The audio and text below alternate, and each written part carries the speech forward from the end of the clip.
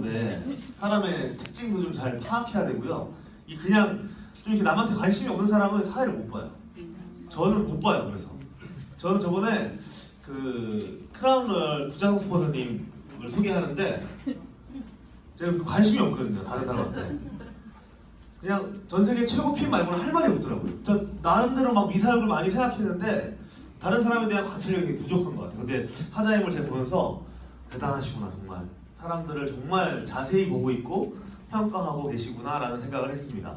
오늘 제가 할 건 Y시크릿입니다. Y시크릿은 대부분 내용이 어떻게 진행되냐면요. 현실 점검. 그래서 그 현실을 타개하기 위해 시크릿이 왜 필요한가 뭐 이런 것들인데요. 현실 점검 제가 준비하려고 네이버 들어가서 뉴스를 눌렀어요. 하루치 뉴스에요. 현실 점검할 내용이 다 들어가 있어요. 하루치 뉴스에.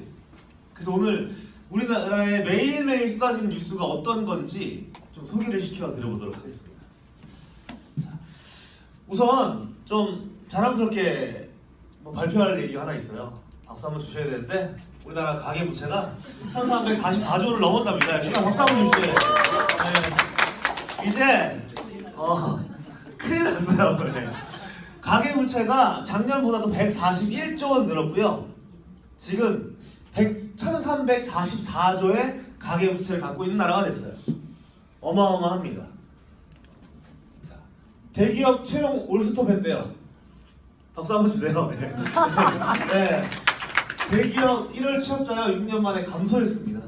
그러니까 0에 있어야 아무도 뽑지 않은 건데 마이너스네요. 그러니까 내보내는 게 더 많다는 얘기네요. 네. 지금 이런 상황이에요. 젊은 사람들 절대 취업할 수 없는 상황입니다. 지금이 취업의 가장 큰 어려움을 겪는 시기라고 해요. 왜냐하면 2010년 그 10학번부터 13학번까지 사이에 대학교 입학생 수가 여지껏 제일 많았대요. 근데 문제는 10, 13이 지금 졸업식이에요. 근데 지금 기업들이 이러고 있어요. 그러니까 어마어마한 청년 실업 대란이 일어날 거라는 얘기예요. 갈 데가 없다. 제가 오늘 이거 준비하면서 이런 생각을 했어요. 시크릿을 좀 하다 보니까 이 안에서만 사는거든요. 저는 밖을 잘 몰라요. 어느새 2년 10개월 이상을 이 안에서만 있었고 밖을 겪지 않았어요. 밖에 있는 사람들이랑 만날 일이 잘 없어요. 원래 알던 밖에 있는 사람들이랑. 걔네는 시크릿을 하거나 지금 나를 피하거나 둘 중 하나잖아요. 그래서 나를 만나는 애들이 시크릿을 하거나 그렇지 않은 사람은 시크릿을 안 해요. 그리고 걔는 사회생활을 하죠. 사회에 있는 사람들이 얼마나 힘든지를 저는 가늠할 수가 없었어요. 시크릿에 와보니까 시크릿을 2년 10개월 동안 하다 보니까 많은 사람들이 시크릿을 또 힘들어해요. 시크릿도 힘들대. 그러면서 떠나고 혹은 어려워하는 것들을 봐요. 근데 우리가 여기 왜 처음 시작했는지를 생각해보자는 얘기예요. 왜 처음 시작했나요? 받기 어려워서잖아요. 받기 너무 어려워서 시작했는데 해보니까 이게 만만치 않아. 그래서 다시 밖으로 나가? 이게 무슨 얘기예요? 이게 말도 안 되는 얘기거든요. 밖은 지금 빙하기 수준을 넘어선 나가자마자 얼어버리는 상태 정도로 생각하시면 돼요. 어마어마하게 힘든 상황입니다. 지금. 자, 하루 평균 폐업 정도가 2,000곳이랍니다.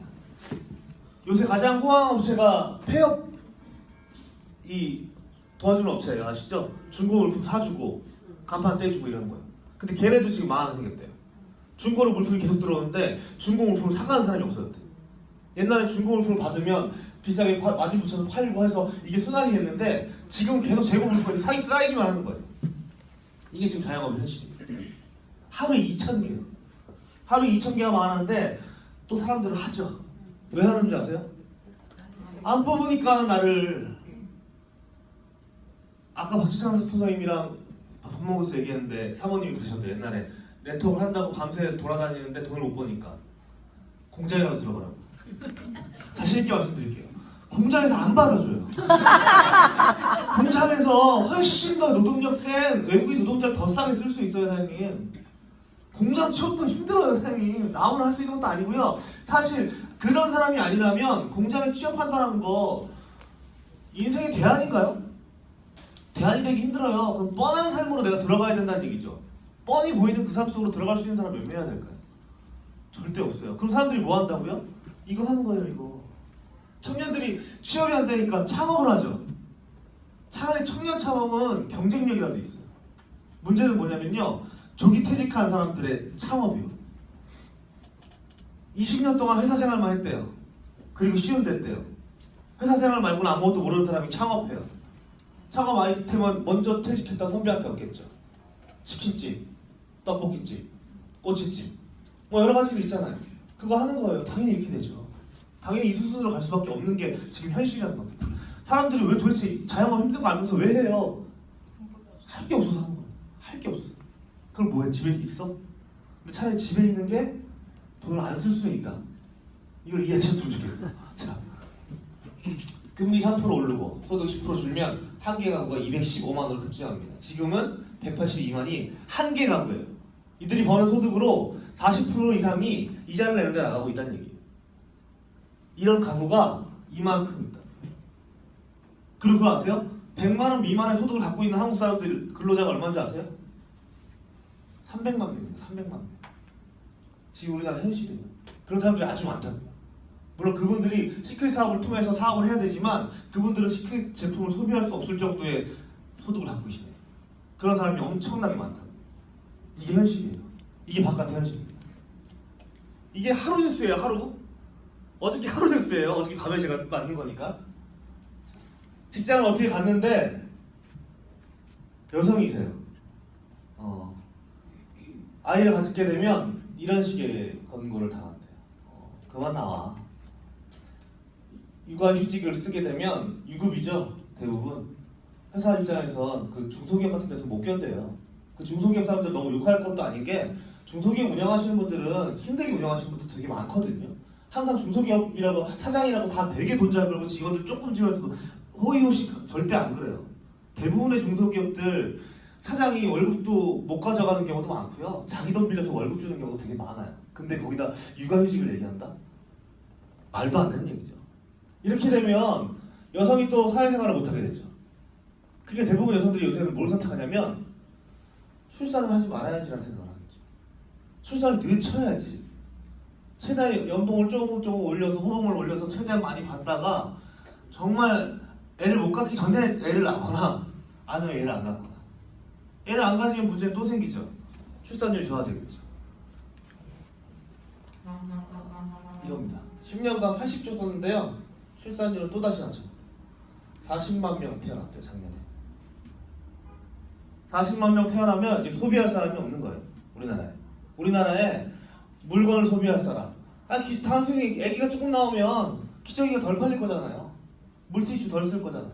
분유가 안 나갈 거잖아요. 그럼 분유 업체, 기저귀 업체, 기본적으로 그런 업체들 다 사라지겠네요. 출산용품 얼마나 많은데요. 유모차도 없어질 거고요. 카시트도 줄어들 거고요. 그런 문제들이 계속 생기는 거예요. 소비할 수 있는 여러 개 사람들이 없으니까 아이를 낳아야 되는데 아이를 낳기 위한 조건이 하나도 안 돼 있죠. 애들은 취업을 못 해요. 취업을 못 하는데 결혼을 어떻게 해요? 연애도 못 하는데. 연애를 해야 결혼을 하죠. 중매인가요?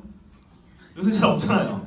그럼 연애를 못 해, 결혼을 못 해, 결혼을 못 해서 애를 못 낳아. 애를 못 낳아서 이게 돼. 이게 되면 계속 경제는 어려워져. 어려워지고 사람들은 퇴직해. 그리고서 우리나라는 점점 노인이 많아져. 그래서 지금 사람들이 선택하는 건 뭔지 아세요? 아껴 쓰자를 떠나서 진짜 겨우 살자를 선택하는 단계까지 온 거예요. 겨우 살자. 이게 어저께 뉴스인데요. 냉장고 파먹기가 뭔지 아세요? 장을 안 보는 거예요. 집에 있는 냉장고 안에서 뭔가를 해결해보자는 취지의 얘기들이에요. 강제저축 저것도 돈을 모으기 위한 방법. 요새 돈이 안 모이니까 너무 돈을 모으기 위한 여러 가지 플랜들이 나와 있는 거예요. 뭐 매달 적금 드네, 풍차 돌리기 막 이런 얘기들이 있어요. 그게 현실이 너무 어렵기 때문에 생긴 문제들이잖아요. 냉장고 파먹기. 이런 삶 살려고 사는 건 아니잖아요, 우리가. 우리가 그래도 열심히 일해서 주말에 가서 장도 보고 애들이랑 고기도 구워먹고 뭔가 이렇게 살고 싶어서 우리가 일을 하고 살고 있는 거잖아요. 근데 삶이 점점 이렇게 갈 때니까요. 이게 능력이 없어서 노력이 부족해서가 아니라 전체적으로 그렇게 흘러가고 있다는 거예요. 우리 나라가, 우리 경제가 점점 더 어려워질 거라는 얘기예요. 애들은 저를 덜 나니까 당연히 노인 비율이 더 올라가겠죠. 노인은 예전에 많이 태어나거든요. 세계에서 가장 빠르게 늙고 있는 나라가 한국입니다. 이렇게 늙고 싶지 않아요. 그 생각이 우리를 이 자리에 있게 하는 거죠. 이렇게 늙고 싶지 않고요. 저렇게 살고 싶지 않고요. 저렇게 저축하고 싶지 않고요. 저렇게 있고 싶지 않아요. 전 그게 이 시크릿을 시작한 이유예요. 이 전체. 그것 때문에 여기 들어오셨어요. 처음 시작은 무둔하다 그랬습니다. 근데 와서 거절 혹은 어떤 어려움, 트러블로 인해서 이걸 포기하시는 분들을 보면서 너무 답답했어요. 다시 여기로 가시는 거잖아요. 혹 여기는 아니더라도 이 비슷한 상황으로 넘어가시는 거예요. 그러지 않으셔야 된다고 생각합니다. 이제부터 시크릿을 왜 해야 되는지도 설명을 드려볼게요. 자, 이게 또 호황이래요. 경기가 어려우니까. 저도 아까 하나 샀는데 네. 저도 사요. 다이아몬드도 복권 되면 좋죠. 좋은 거잖아요. 저도 샀어요. 로또만 호황이래요. 사람들이 힘드니까 5,000원, 10,000원씩 이렇게 많이 하시나 봐요. 하나라도 되라. 이 로또 맞을 확률이 옛날에 신문에 나왔는데 어느 정도 확률인지 아세요? 번개 맞고 다행히 안 죽어서 일어났는데 다시 맞을 확률이래요. 번개 맞아보신 분 계세요? 근데 번개를 맞고 일어났는데 다시 맞아야 된다니까요. 그 확률이에요 이게. 여기다 얼마를 베팅하세요? 5,000원? 10,000원? 일주일에? 혹은 한 달이면? 뭐 4만원? 5만원? 그럼 베팅하시는 거잖아요. 되길 바라면서 돈을 거셨으니까. 제가 베팅이라는 말 참 좋아하거든요. 베팅. 베팅은 승산이 있는 곳에 거는 게 맞죠. 베팅을 잘하는 사람들을 뭐 전문가라고 부르죠. 또 도박에 베팅을 잘하는 사람은 타짜라고 부르고요. 주식에다 베팅을 잘하는 사람은 투자 전문가라고 부르고요. 시크릿이라는 회사가 앞으로 성장할까요? 아니면 밖에 많은 사람들이 얘기하는 것처럼 끝났거나 무너질까요? 성장할 것 같아요. 근거가 다 있으신 건가요? 네. 네. 저도 여러 가지 근거가 있는데 너무 많은 사람들이 안 될 거다, 끝났다라고 얘기하다 보니까 어느 순간 저도 갸웃하게 되더라고요. 근데 제가 아는 어떤 투자 전문가가 시크릿에 어마어마한 돈을 베팅했네. 그게 얘네입니다. 킨테사 인베스트먼트라는 펀드죠. 펀드라는 건 개인이 낸 돈을 모아서 그 돈을 투자하는 곳이죠. 투자 운용사인 거예요. 그러니까 돈을 모은 사람들 투자자고요. 이 돈을 운영하는 사람이 있겠죠. 이 사람은 돈을 가지고 수익을 내는 전문가예요. 이 사람은 베팅했어요. 시크릿이라는 회사에 400억. 웬만한 패가 아니면 400억 정도 베팅 안 하겠죠? 이 전문가가 밖에 사장님 친구들 말고요. 나도 옛날에 네트워크 해봤다는 그 친구들 말고요. 4층에서 뛰어내린 그 친구 말고요. 4층에서 뛰어내리면 뭐 거짓말인데 그거 믿어주세요 그냥. 4층에서 뛰어내린 그 친구 말고 수백억의 돈을 운영하는 투자 전문가는 시크릿이라는 회사에 400억을 투자하면 그 투자금에 따른 수익이 엄청나게 일어날 것이고 수익을 분배하고도 자기네 회사에 큰 이득을 가져줄 거라고 생각을 한 것 같아요. 그래서 자기 투자금의 아주 많은 부분인 400억을 시크릿이라는 회사에 투자합니다. 그것도 시크릿의 주식을 인수하는 조건에 채권을 발행하면서. 무슨 말인지 아세요? 시크릿에 돈을 빌려줬다의 개념도 아니고요. 빌려주면서 이왕이면 니네 주식이 생겼을 때 우리한테 주식을 주는 방식으로 시크릿을 갖고 싶어 한다고. 거기에 400억을 투자했어요. 얘네가 맞겠죠? 얘네 바보는 아니겠죠? 이런 회사인 거예요. 베팅을 하시려면 이런 애들 따라가서 베팅하시는 거예요. 그래서 우리는 220만 원에 베팅을 했죠. 그리고 그 성공을 향해 가고 있는 겁니다. 회사는 어마어마한 성장했습니다. 저들이 예상한 대로. 회사에 한국에 들어온 지 3년 만에 어깨 파리까지 올라왔고요. 지금 1,000억 매출 이상을 꾸준히 하고 있습니다. 어마어마하게 돈을 버는 성공자들을 이미 많이 만들어낸 회사입니다. 그걸 한국에서의 성장뿐만 아니라 전 세계에서 가장 빠른 성장으로 증명해냈어요. 밖에 나가서 여기 오시는 분들 사업 설명회 들을 때요. 처음 들으시는 분들이 하는 말 중에 가장 많은 게 이런 거예요. 다 똑같네 라는 거 많이 들어보셨죠? 다 똑같아. 다 제품 좋대. 다 좋다 그러죠. 어디 가나 다 돈 잘 벌인대. 다 그러죠. 이럴 수는 없잖아요. 시크릿은 돈이 좀 덜 돼요. 이렇게 얘기할 수는 없잖아요. 말이 안 되는 거잖아요. 어느 네트워크 마케팅 회사를 가도요. 다 똑같이 얘기한다고 들려요. 그러면 그들의 말대로 모든 회사가 다 똑같다고 전제해 볼게요. 다 네트워크는 다 똑같다고 볼게요. 정말로. 그러면 얘는 왜 혼자 성장하냐? 네트워크가 다 똑같으면 시크릿 혼자 성장하는 이유를 시크릿을 하는 사람들로 봐야겠네요. 그러면 네트워크가 다 똑같으면 시크릿 하는 사람들이 제일 대단한 사람들이네요. 능력 있는 사람들. 그럼 어떤 네트워크 하셔야 돼요? 시크릿. 능력 있는 사람들이 하는 시크릿을 하셔야죠. 그래야 사장님들도 부자가 될 수 있잖아요. 근데 저는 그렇게 생각 안 해요. 사람은 다 똑같거든요. 아, 여기 있는 사람이라고 바보겠어요? 사장님이라고 막 대단한 사람들이겠어요? 그건 아니잖아요. 그럼 사람은 다 똑같으면 이 차이는 어디서 나왔을까? 당연히 회사겠죠. 이 회사는 아주 독특한 뭔가를 가지고 있고 그것으로 인해서 전 세계에서 지금 가장 빠르게 성장하고 있는 회사다? 이렇게 이해하시는 게 맞을 것 같아요. 저는 그 이유를 여기서 찾아요. 네트워크 마케팅의 정의죠. 대한민국 정부가 공인한 시사 경제 용어 사전에 2010년 11월에 정의한 내용이에요. 네트워크 마케팅은 중간에 유통을 줄이고 관리비, 광고비, 재비용을 없애 싼 값으로 소비자에게 제품을 공급해야 되고 수익의 일부분을 소비자에게 환원해야 된다고 돼 있어요. 이 얘기 자체는 너무너무 좋은 얘기죠. 근데 여태까지 한국에 들어왔던 네트워크 마케팅은 중간에 유통 단계를 줄여본 적이 없어요. 한 번도 중간 유통을 껴본 적이 없는 처음부터 직접 판매의 회사들이었어요.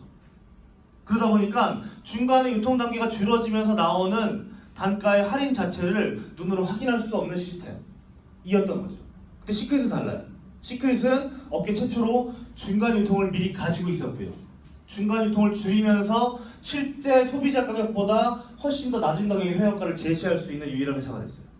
예전 네트워크는요, 소비자 가격이 있었지만 의미가 없었죠. 어떤 팜플렛을 봐도 소비자 가격이 써있긴 한데 항상 이렇게 줄이가 있고 그 가격으로 사는 사람은 한 명도 없었다는 얘기예요. 그럼 소비자 가격이랑 회원가가 저렴한데 소비자 가격으로 사는 사람이 아무도 없다면 모두가 회원가로 사는 거네요. 그게 무슨 회원의 이득이죠? 회원의 이득이라고 볼 수 없는 거죠. 근데 시크릿은 소비자 가격을 정말 가지고 있어요. 네이버에서 쉽게 찾아볼 수 있고요. 중국 사이트, 미국 사이트에 들어가도 우리보다 훨씬 더 비싼 금액으로 제품을 구입하는 소비자 가격을 보실 수 있습니다. 그렇다면 회원 가입만으로 제품을 저렴하게 쓴다는 이득을 줄 수 있는 첫 번째 회사가 바로 시크릿입니다. 저는 이게 가장 중요하다고 생각해요. 이게 가장 중요하다. 자, 보시면 유통 과정에서 총판, 대리점, 소매의 옛날 유통 방식이 있고요. 요즘은 사실 한 단계 정도만 거치는 게 되게 많죠. 인터넷 쇼핑몰은 어떻게 되죠? 제조사 쇼핑몰 소비자죠. 큰 마트도 사실 그래요. 이마트를 총판이 겹쳐서 들어가는 경우는 거의 없죠. 그냥 제조사가 직접 이마트 소비자의 형태를 띠고 있죠. 대부분이 다 그래요. 대부분은.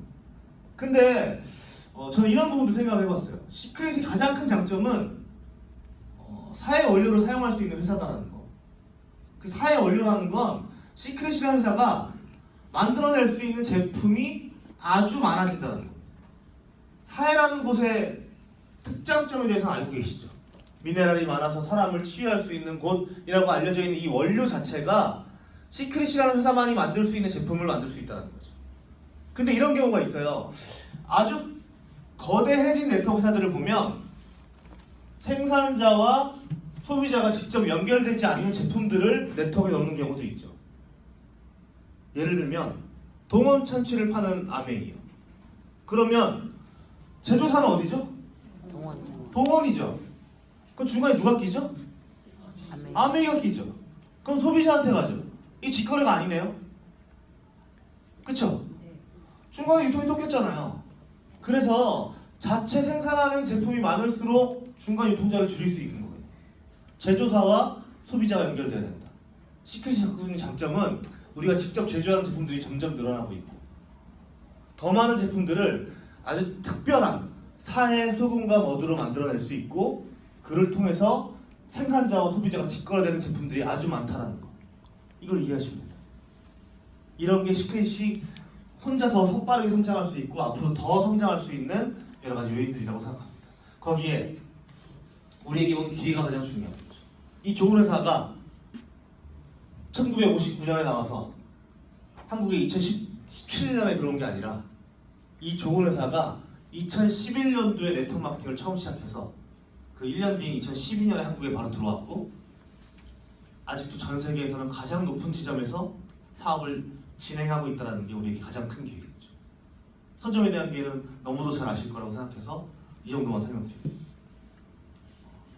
다른 회사들과는 차이점 있게 아주 빠른 시기에 한국에 들어왔고 아시아 최초로 한국을 오픈하면서 다른 아시아 국가가 한국 밑으로 가입될 수밖에 없는 형태를 띠고 있다는 건 다들 이해하실 겁니다. 이게 이해되는 이유는 글로벌 원코드의 사업과 바이너리라는 사업을 이해하시면 됩니다.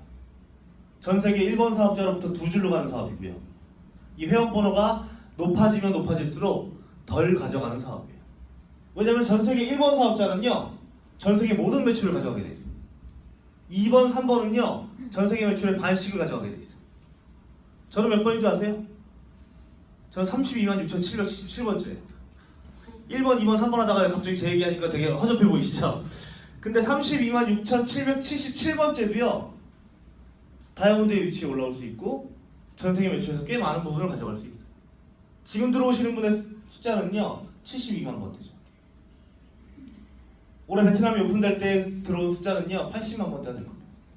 내년 중국이 오픈될 때 들어온 숫자는요, 100만 번대가 될 거예요. 베트남의 1번 사업자, 중국의 1번 사업자들은요, 80만 번대, 100만 번대 사업을 시작할 거예요. 그 사업을 시작 전에 가입하시는 거예요. 사업을 시작하시는 겁니다. 가장 많은 그룹을 확보하기 위한 노력을 지금부터 하셔야 되는 겁니다. 그게 우리에게 준 기회입니다. 이거죠. 항상 그림으로는 보고 있는데 마음속으로 그리고 있는데 내게 되지 않을 거라고 생각하시는 분들이 많은 것 같아요. 저는 해외 라인을 가져가는 완벽한 방법을 알고 있어요. 한국에서 가장 큰 그룹을 가져가세요.